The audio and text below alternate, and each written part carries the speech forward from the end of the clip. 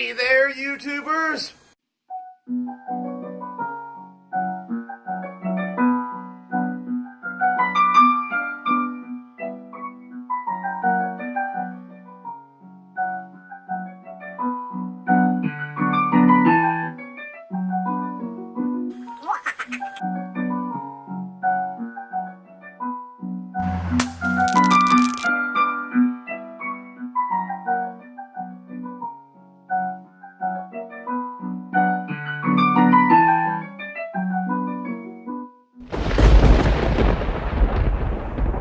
Professor Sheep here. Welcome to another biology video. Today we're talking about germination. Now, I do have clips of me planting some plants in a plastic bag with wet paper towels on a paper plate that I will show you periodically throughout the video. And there will be updates on how these plants are doing periodically throughout the video. So sit back, relax, and enjoy. So let's talk about some germination. So here we are in my kitchen. We are now preparing our specimens so that in the next few weeks I will be doing progress updates. I have no idea where it's going to be in the actual video about germination. You obviously know where it's going to be, but I don't. So let's come over here to our specimens, shall we? So what I've done is, you have a paper plate, and we have Monsanto's Obsession variety of sweet corn. This is pretty old, and so it only has a this, when you buy it, was a 1% inert, which means 1% of these won't actually sprout. So this is probably 2 or 3 years old, so probably only about 80% of these will sprout. But on such a small scale, I think we'll be fine. And then I bought these today. Garden Bean Kentucky Wonder. I don't know. I don't actually eat beans. I just need beans to show you guys. So as you can see here, the sweet corn is purple. Now sweet corn normally isn't purple. This has been treated with a fungicide and herbicide because it's Roundup resistant. Roundup's an all-around herbicide that just kills basically everything. These won't get killed by it, so they're really good for like mass scale sweet corn farming. So what we'll do is we have a plate and paper towel that I've wetted. We'll just set the seed, one seed there, one seed there, one seed there. And then we have our Kentucky beans here, Kentucky Wonders. They look like just any generic brown bean. They have the like little white spot there. So we'll just, again, one here, and one here. And then now we have this paper towel here that I'm going to wet and then cover on top, and we'll put inside this plastic bag. So, yeah, we'll cut to you in a few weeks when it's done. See ya. There are 4 stages of germination. In stage 1, water penetrates the seed coat. Once it penetrates the seed coat, it rehydrates the seed embryo. Once the embryo is rehydrated, it begins processing the nutrients that were left inside the seed. That's most of the seed's made up of. And so a rapid cell division begins. In stage 2, the seed embryo breaks through the seed coat, busting open the seed. In the second stage, and in the third stage, it generates a root. This root will then be used to anchor the future plant and will also be used to gather water and minerals. In stage 4, the plant begins to emerge. And emerges is difference between dicots and monocots. Plants are split into dicots and monocots. Let's talk about the differences in those and how each one of those comes out of the soil.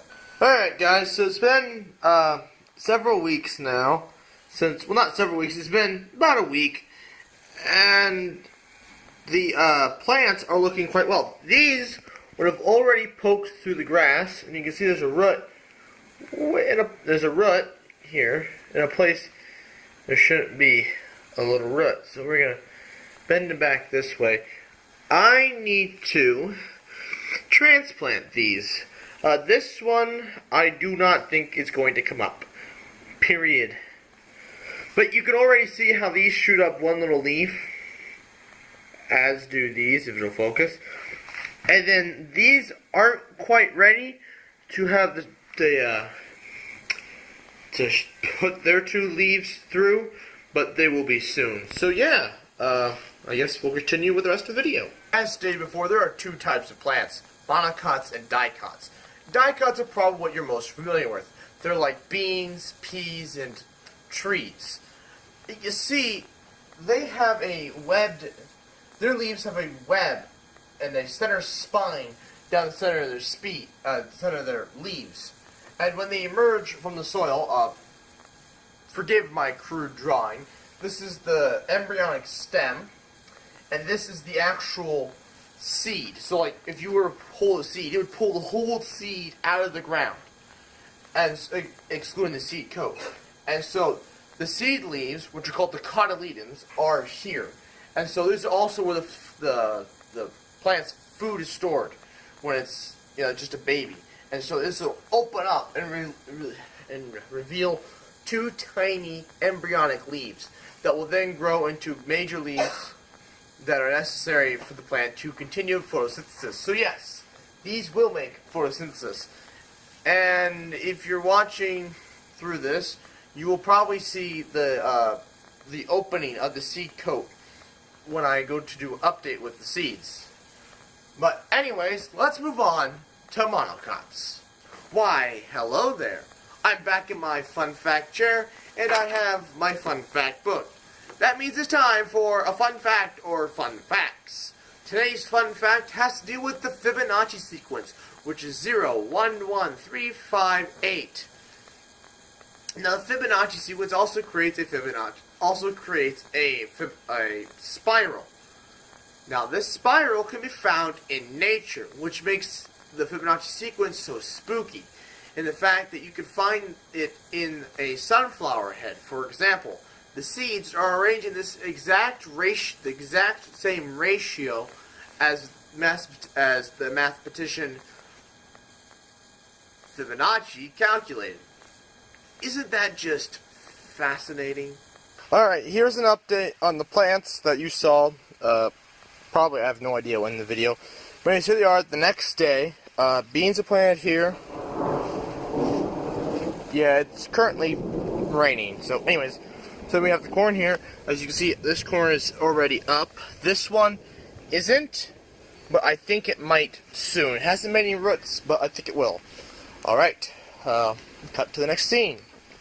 You're probably most familiar with monocots being grass or corn, or, fun fact, bamboo, which is a grass. So monocots are a little different. They produce something called a plumule. A plumule is a protective tip that protects the embryonic leaf. And so the plumule will puncture the top of the soil, and see the actual seed coat and the rest of the seed will stay below ground as it has roots. And as I did mention earlier, most monocots will have a spread out web of roots, and a monocot, dicot I should say, will usually have a big taproot, a big thick root that goes straight down. Well anyways, so this plumule, once it gets to a certain height, will then break open, kind of, and release the first seed leaf. And monocots and dicots have difference, because di means two, which means two seed leaves. Mono means one, and monocots have one seed leaf. And the leaf structure is different on monocots, and the fact that all the veins inside the leaf run in roughly straight lines and roughly parallel. They're not, but they're not a web. They're just straight right next to each other. There is no really center spine to the leaf. The leaf just has lines going up and down along it. And so it's because of these differences, it's easy to tell the difference between a monocot and a dicot. The lines hardly ever get skewed. And so you can identify which is which, specifically with the germination in the last stage of it. So anyways, let's talk about the conclusion. Alright, here's one last update. I just want to show you guys the difference between these monocots and dicots when they grow. So I have this bean here. As you see, it pulled that all those cotyledons out of the soil, and it's got these little seed leaves, not seed leaves, but little embryonic leaves that are going to come out of there. Here's another one that's coming up. This one hasn't come up yet. This corn hasn't come up yet, but see, this corn,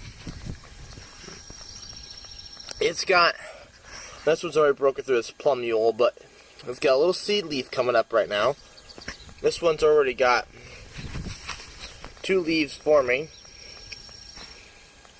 And so, yeah, just one last update. So, in conclusion, today we talked about germination, specifically the difference between monocots and dicots. Now, monocots were corn and grasses, and dicots were beans, peas, and most trees. So, what is wrong? Why? This shouldn't be that hard. You're a dummy. So in conclusion, today we talked about germination, specifically the difference between monocots and dicots, and how each germination affects each one differently. Germination, yes, was a 4-step process, and the steps were similar to each other up until the 4th step, where then the differences between monocots and dicots became prevalent. So, in the meantime, I would like to thank you all for watching. Please like, comment, and share. New videos every Friday, and good night.